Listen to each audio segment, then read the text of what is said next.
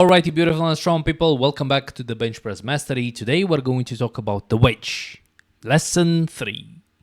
Today we're going to pretty much learn how to connect with the bar and how we connect the bar with us, becoming one single unit. That's pretty much the objective of it. You don't just press the bar, you become part of it. And that's pretty much the mindset that we have to take when we're trying to learn the wedge. This is going to be a process that's going to take a little while to master because it's very much counterintuitive to how we're actually thinking about the press. And through this changing of the mindset, it may potentially feel like the weight initially feels a little bit heavier than it should be. But once we actually master that at heavier loads, we have a lot more control over the load. So what is the wedge? The wedge is your link to the barbell. The wedge is how you physically and mentally connect and lock into the bar. It ensures the bar, body, and bench move as one unit, which is very important. For that transfer of force from the shoulder to the barbell, we pretty much want to become as stable as possible, and through the wedging process, we're pretty much connecting everything. It builds tension from the hands to traps before the press even starts.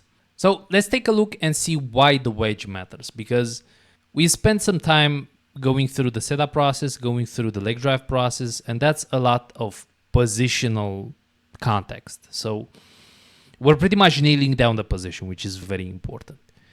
Now, in order to actually maximize the position, pretty much the leverage that we're actually building with the position, we need to have the right mindset when it comes to the pressing and when it comes to the unrack process, which we're going to get a little bit more in depth in the next lesson.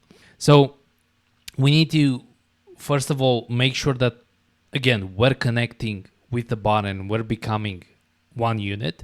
So we can actually use the setup and the leg drive that we've actually built to guide the tension, guide the force production towards the barbell and in the right bar path. Again, in which we're going to actually talk a little bit more in depth in the next lessons. So the wedge matters because it transfers the force from the upper body to the bar. Okay, you build so much tension into your upper body, and now it's time to actually connect it with the bar. It minimizes the energy leaks and unwanted movement, and it sets the tone for the bar path, bar speed, and control. Now, how to wedge properly? This is going to be a very easy step-by-step process of actually doing that. We already know that we bridge up during the unrack, so we need to actually bridge up during the unrack to really position our scaps and pretty much our shoulders. We want to think about pressing ourselves away from the bar. So we do not want to push the bar out with our shoulders. We want to press ourselves away from the bar. We want to let the weight of the bar to actually root us hard into the bench. We want to feel through this process as the bar is actually sinking deeper into our palms. But the key here is that we need to actually do this movement controlled and patient. Okay, so we do not want to rush this process. We want to take it slow. As you can see, I'm wedging under it. I'm pushing myself into the bench, and the bar just pops out like it's absolutely nothing. That's exactly the goal of the wedge, to make the unrack as easy as possible. However, it's also important for the press, because we have to use pretty much the same mindset during the press. Through the descent, we want to think about loading our lats. This is going to require a controlled and intensive eccentric, so we don't want to just smash the bar to our chest. We want to think about that lat tension as we're actually going down with the bar. An easy way to really connect with that lat tension is the pinky pressure. So what the pinky is actually doing, if you're pressing against the bar with the pinky, your shoulder will just a little bit is going to externally rotate, but it's going to put your humerus in a position in which you have the best leverage for your lats and for your chest. Okay, because again, the lats are actually guiding your humerus to pretty much the best leverage for your pecs to actually contract. The pinky is actually helping you connect with your lats. So as you're actually going down, you can actually think about squeezing the pinky So the bar is actually stacked on your elbow, and as you're actually going down, you have a really good connection with your lats.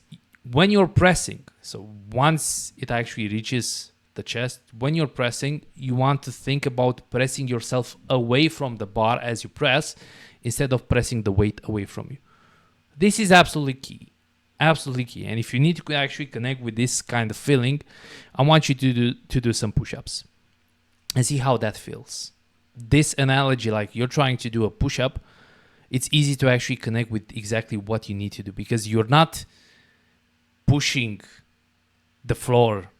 You're literally pushing yourself away from the floor. And that's exactly the mindset that you need to actually emphasize during the press. You're pressing yourself away from the bar so your shoulders do not protract forward. You're going to notice that my shoulders are not moving at all. So my shoulders are locked into position and not move any bit. As I'm going through the descent, I'm thinking about that lat tension. And when I'm actually pressing, I'm thinking about using that lat tension to actually press myself away from the bar. And that's how you're actually wedging under the bar. Now, in order to have a really easy time finding the groove with this movement, you can think about loading the lats. You can think about pull your chest to the bar, not the other way around. So as the bar is actually going down, you want to really emphasize lifting your chest as high as possible and meeting the bar with your chest. That's going to automatically connect you with your lats, going to emphasize a little bit more extension, and it's also going to lock you in so you can use that lat tension to finish off the movement. Wedge your lats under the bar, especially when you're actually doing the on rack. When you're doing the on rack, you want to squeeze your lats in there so you can actually just lat pull over the weight away. We're going to get more in depth on the next lesson. And another easy way to actually think about it, the grip is your anchor and your lats are the engine. So that's, the force is not really coming from the lats, but if you are thinking about the lats, you're going to have pretty much the best leverage for your pecs to actually contract. And besides that, having this tension around the lats is actually keeping your scaps in position, and you're actually able to generate that force against the barbell in a very stable manner and without any kind of energy leaks. So this was straightforward, an easy lesson, but it's going to take some time to actually master it. So again, be patient with the process of actually doing the wedge. Don't rush to bring the bar out. And when you're actually pressing the weight, you want to think about pressing yourself away from the bar, not pressing the bar away from you. In the next lesson, we're going to talk about the on rack, the first real test of your setup. So catch you later.